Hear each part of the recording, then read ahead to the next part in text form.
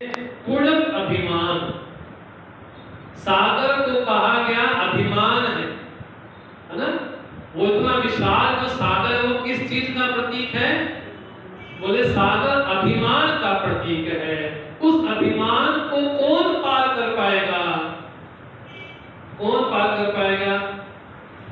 गोस्वामी जी बोलते हैं हनुमान चालीसा में, प्रभु मुद्रिका मेरी मुखमाई जगत लांघ गए अचरज नाई। इसमें कोई आश्चर्य नहीं कि हनुमान जी लंका पार समुद्र पार कर गए।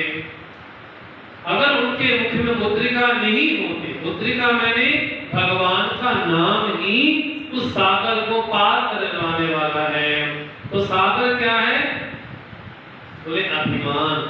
उस अभिमान रूपी सागर से कौन पार करवा सकता है? बोले जिसके पास राम नाम की मुद्रिका है।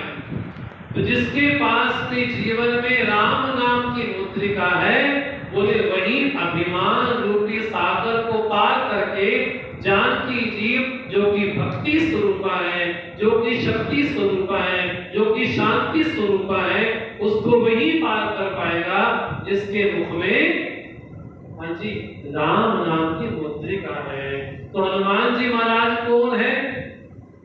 तो अध्यात्म ग्रंथों में कहा गया हनुमान जी महाराज शुद्ध अंतःकरण के प्रतीक है।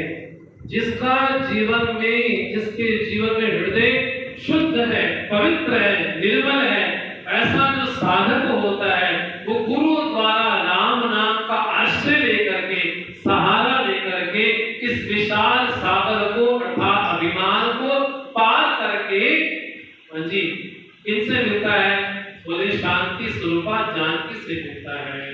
अब ये अभिमान जीवन में कब तक रहता है? बोले हमारे किए अभिमान दूर नहीं जाता। अभिमान कैसे दूर होगा? बोले ज्ञान की दृष्टि से देखा जाए तो हर जगह परमात्मा का दर्शन करना, तब जाकर अभिमान दूर होगा।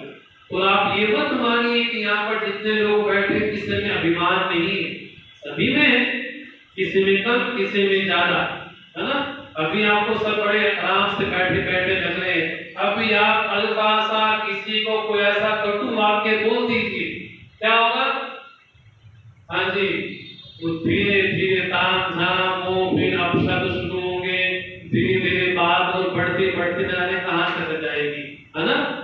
बोले भगवान की कथा कैसी सुननी चाहिए? बोले वैसी सुननी चाहिए जैसे कोई मेरे को गाली दे तो मैं दिन भर की क्या सोचता हूँ? बोले उसकी हिम्मत कैसी हो गई, उसकी हिम्मत कैसी होगी बोलने की, उसकी हिम्मत कैसी हो गई। बोले ये जो अभिमान है ना हमारे जीवन में, ये कम ज्यादा सभी के जीवन में रहता है और वो तब तक रहता है जब तक हमारे जीवन में जीव भाव। बस मैं बड़ा सरल होने की कोशिश कर रहा हूँ क्योंकि जो हमने विषय भी पकड़ा है ना गीता के दूसरे अध्याय का, भगवान ने बड़ा सुंदर विषय रखा, उसको बोलते हैं स्थित प्रज्ञ के लक्षण। किसके लक्षण? स्थित प्रज्ञ। स्थित प्रज्ञ को थोड़ा उल्टा करें अपनी आम भाषा को समझने के लिए।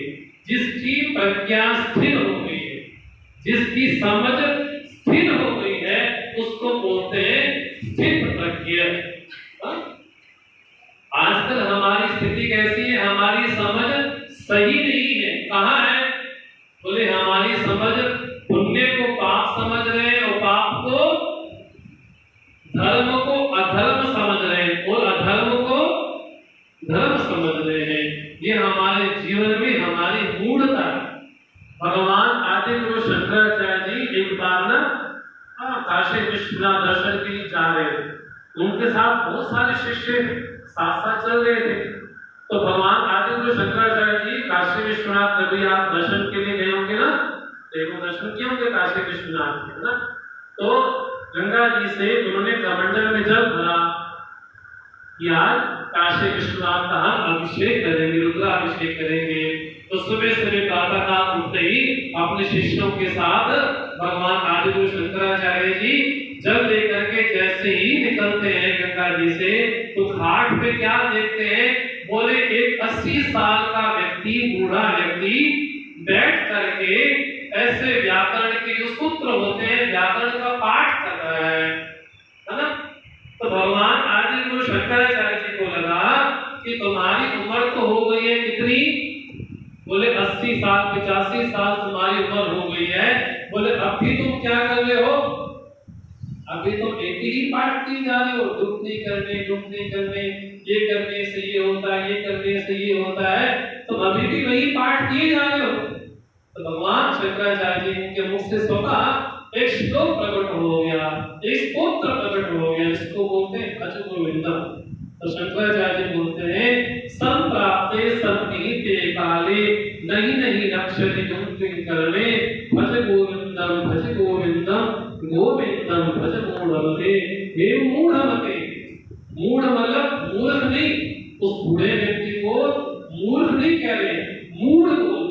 मूढ़ मतलब क्या होता है, जिसको ये समझ में ना आए किस उम्र में क्या करना चाहिए, जिसको ये समझ में ना आए कि अधर्म किसको बोलते हैं, धर्म किसको बोलते हैं, जिसको ये समझ में ना आए पुण्य किसको बोलते हैं, पाप किसको बोलते हैं, जिसको ये समझ में ना आए कि जीव कौन है, जिसको ये समझ में ना आए ईश्वर कौन है, जिसको ये समझ ना आए कि जगत किसको बोलते हैं, बोले ऐसी जिसकी मूढ़ बुद्धि होती है, उसके बारे में भगवान बोलते हैं संप्राप्ते, जब तुम्हारे जीवन में मृत्यु काल उपस्थित होगा। क्या, जब तुम्हारे जीवन में मृत्यु काल उपस्थित होगा तब तुम्हारी ये भौतिक पढ़ाई, भौतिक विद्या तुम्हारा साथ नहीं देगी। और जब जीवन में कठिन परिस्थिति आएगी उस समय भी तुम्हारी ये भौतिक विद्या, बोले मैंने MBA कर ली, मैंने MA कर ली, मैंने PhD कर ली, मैंने MPhil कर ली, दुनिया भर की डिग्रियां हासिल कर ली। बोले किसी से मिलने जाना ऑफिस में लंबी लाइन लगी होती है, मैंने कितनी डिग्रियां हासिल कर ली, यहाँ तक पढ़ाई कर ली। और जीवन में अगर कोई भयानक परिस्थिति आ गई उससे छोड़ करके व्यक्ति हाथ कर करके पंखे में जाके लटक जाता है। क्या, बोले अब तो मेरा जीवन किसी काम का नहीं रहा, बोले उस व्यक्ति ने मेरे बारे में ऐसा ऐसा बोल दिया, अब मानो जीवन खत्म हो गया, इससे अच्छा तो हम पंखे पे ही लटक जाए। बोले पढ़ा तो तुम बोल दो, बोले वो पढ़ाई तुम्हारे साथ नहीं देगी, हाँ देगी तब जब भौतिक जगत में होंगे। लेकिन शंकराचार्य जी बोलते हैं जब जीवन में कठिन काल आएगा या जब जीवन में मृत्यु काल उपस्थित होगा उस समय हमारी भौतिक विद्या हमारा साथ नहीं देगी, तो क्या साथ देगा, बोलते हैं भज गोविंदम गोविंदम भज, गोविंद का भजन करो। गोविंद मैंने हमारी इंद्रियां, उन इंद्रियों का जो स्वामी है उसको बोलते हैं अंतर्यामी परमात्मा गोविंद, जो वो चारण भी करते हैं, गौओं का पालन भी करते हैं, लेकिन हमारे जीवन में हमारी इंद्रियों के स्वामी, ऐसे गोविंद के बारे में कहा गया। भगवान बोलते हैं गोविंदम भज, गोविंद का भजन करें। तो भाव क्या है, जब तक हमारे जीवन में हाँ जी जीव भाव है, मैं करने वाला हूँ, अगर मैं करता हूँ तो फल देने वाला भी कोई हाँ जी होना चाहिए। अगर हम ये मान ले कि मैं तो करता हूँ लेकिन कर्म फल देने वाला कोई दाता नहीं है, तब तो बड़ी बेईमानी हो जाएगी, है ना।